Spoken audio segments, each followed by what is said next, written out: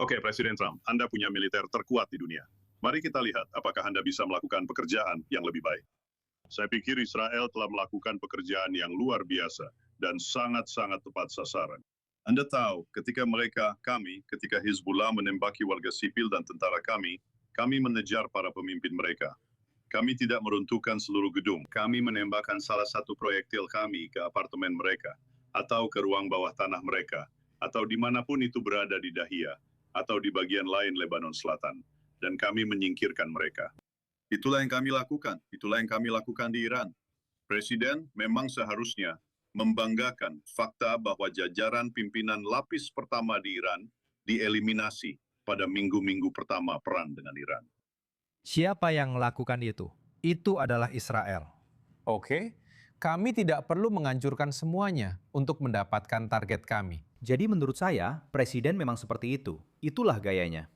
Oke. Dia membuat pernyataan yang secara faktual memang ada dasarnya, tapi dia melebih-lebihkan dan dia melakukannya untuk tujuan tertentu. Tapi oke, itulah kenyataannya, itulah posisi kita sekarang. Mark, kamu telah menjadi salah satu pembela terkuat Trump di sini, di Israel, bersama Partai Republik yang mengawasi Israel. Tapi peristiwa yang terjadi selama seminggu terakhir, apakah ini menggoyahkan kepercayaanmu terhadap cara Presiden menangani kepentingan keamanan Israel dan Timur Tengah?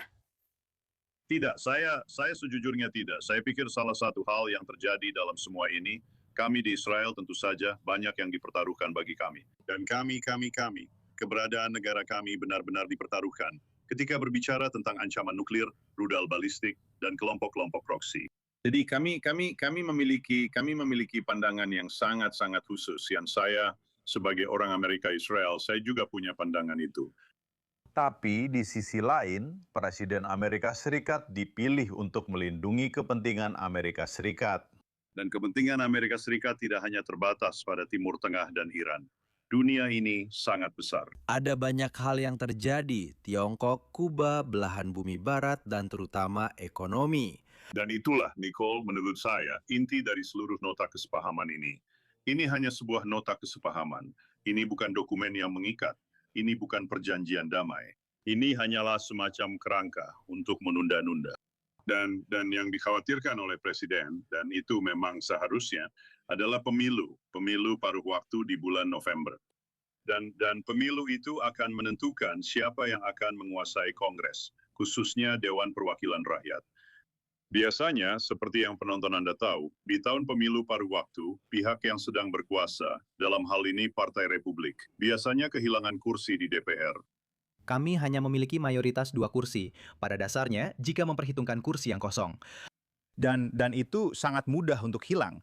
Dan jika itu hilang, inilah masalahnya. Ini bukan hanya soal politik partisan.